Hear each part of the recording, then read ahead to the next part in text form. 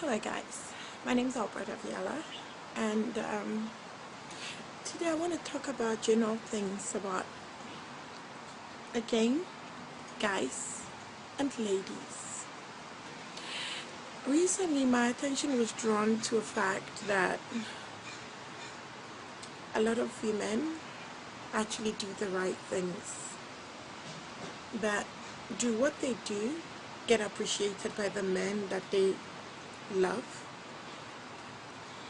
Sometimes we believe we are in love and we want to please the other person. But if the other person doesn't think about you, do you still call that one love? When you are the only one that does everything in a relationship to please the other person, would you still call that love? Guys, sometimes what you should think about is the woman is trying to please you. Make an effort to meet her halfway. The same applies to ladies. If you have a guy who's trying to please you, make an effort to meet him halfway.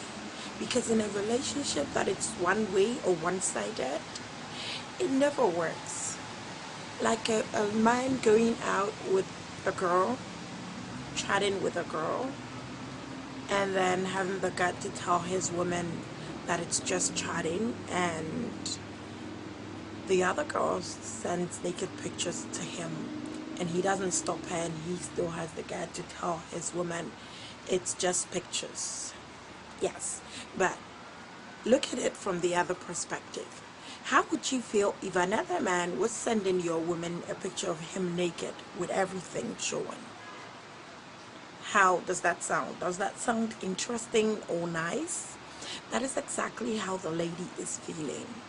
When you accept other women bringing you naked pictures, then you are telling your wife it's okay that other guys can send you naked pictures because it's just pictures and it doesn't matter.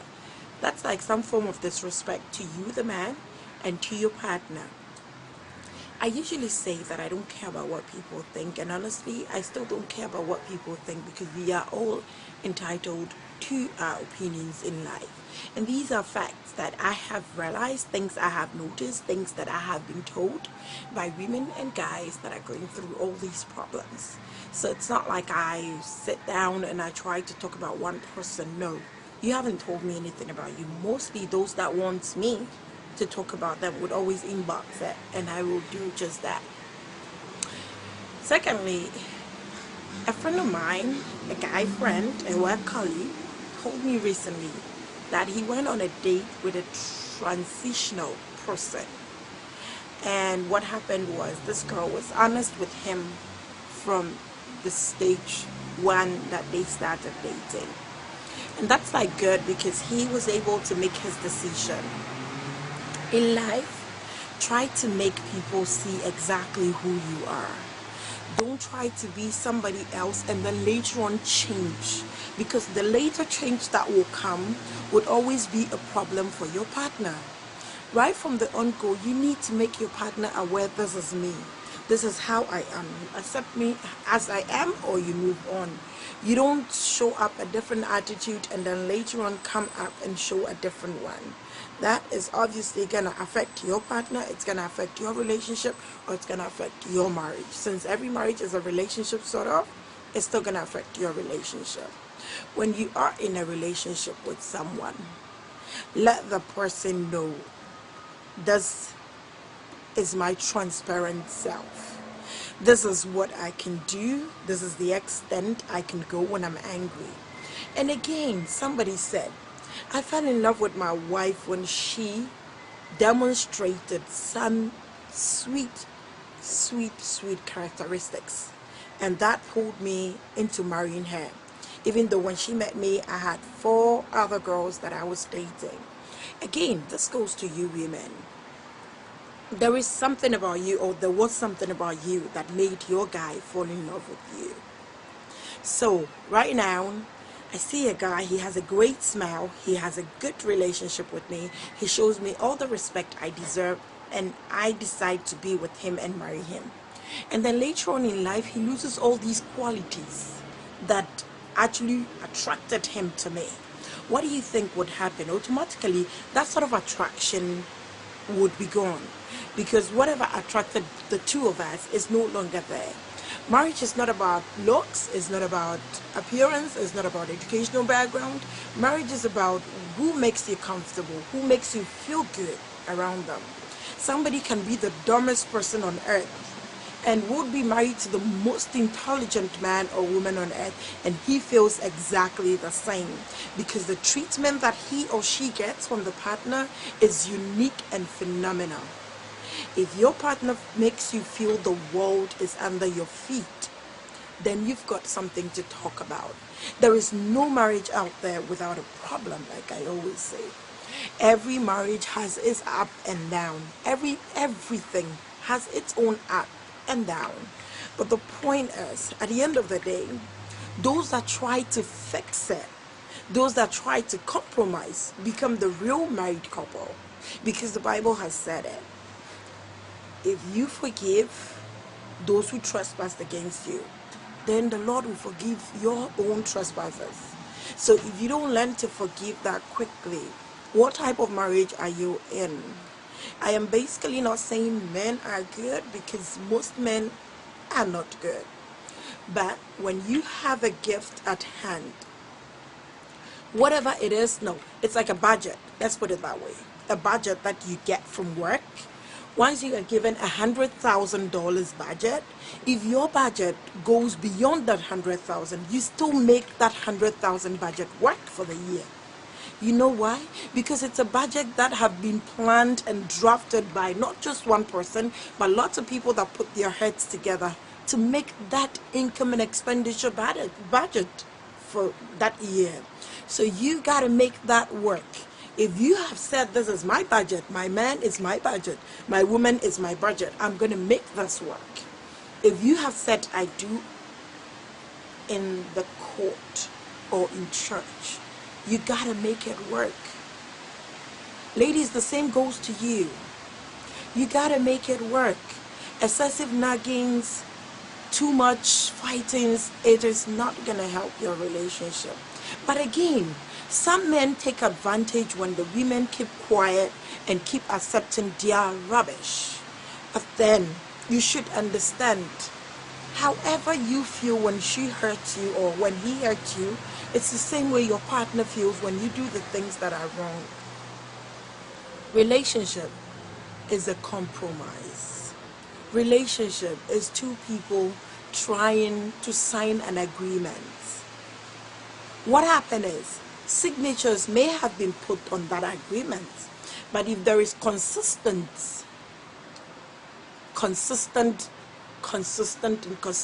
verbal abuse, emotional torture, physical torture and abuse, it is never gonna work, because everybody want to be in an agreement with somebody that at least understands them. Yes, you have your own issues, but try a little bit to see things from the perspective of your partner. How are they feeling with everything you are doing? How would you feel if that same thing is happening to you?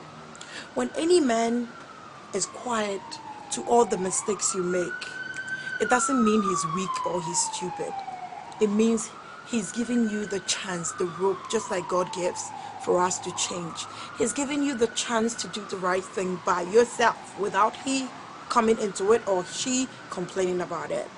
And you, what are you doing to that man or that woman? Do you think there's anybody better out there? How many women did you end up with?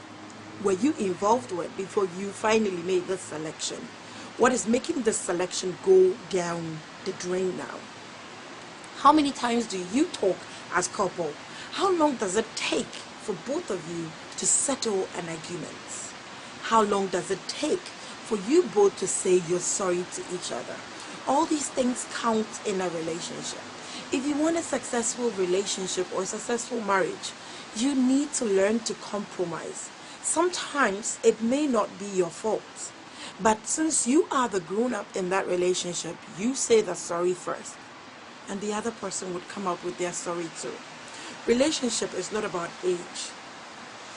It's about who knows, who has been there, who has experienced it, and is putting it to work. Everyone who's matured understands that when they are wrong, they have to say sorry. Everyone who's matured understands that sometimes even when they are right, they still have to say sorry for peace to reign. If you can't do these things, I don't know what type of relationship you are having in your marriage or in your partnership. That signing an agreement with another person means I want to learn about you. I want to get to know you. Get to know your partner. Get to know each other. Stop abusing each other. Stop hurting each other emotionally with other people. Stop involving your parents or your friends into your relationship. Stop involving third parties. Because when agreement is being signed between two people, it's just the lawyer or the lawyers that stay there. And the only judge in every marriage is God. The only judge in every marriage is God, because God is the one that can be neutral. If you tell your mother your problem, she's going to take your side. If you tell your father your problem, he's going to take your side. But if you tell God your problem, he's going to fix it for both of you to be happy. Let us learn to please our partners. But partners, don't think that your partner pleasing you means he or she is stupid. Everybody is human and can hit the wall and bounce back like a magnet, like a football, like everything. Everybody can bounce back with retaliation to the treatment they are being subjected to. But if you run to God and tell God your problems, God can help you solve it. It is not everything that we see as partners that we have to complain about. Sometimes just keep quiet and watch things. Sometimes let your partners know that you are watching, that you are there. It hurts, but you want to understand them. And you, the other partner, you should feel your partner's pain and anger. You should feel their emotions, how they feel when you do the things you do. How would you feel if they are doing that to you? And to those of you that criticize me positively and negatively, thank you. I use that a lot, and I'm changing with how I kind of come aggressive on situations. But some situations, when I hear them, it makes me sick, I would say. But hey, everybody learns, and I'm learning from all of you. Thank you all for watching, and thank you guys so very much for your critics, for your advice, for your encouragement, and thanks for the insults too. But like I say, I don't care. Negative things don't get to me, but every positive critics that I get, I take it and I use it. I put them in my pocket actually, and then I pick them one by one and then I use it. Because in life, like I always say, nobody stops learning until we're dead. And I am dead, so I keep learning. I'm learning from you, all of you, yes. So keep giving me your comments on what you think, and those of you that inbox me with your problems, it's good. I work as well, and when I get the time, I would respond like I always do. If I have not responded to you, please have patience, because I will respond to you. Thank you very much, and I enjoy doing this. Like I say, I am not being paid for this, but I love to do it. Enjoy your life. Try to please each other and try to stay in each other's comfort zone. My name is Alberta Viala again, and this is an advice for married couples. Thank you.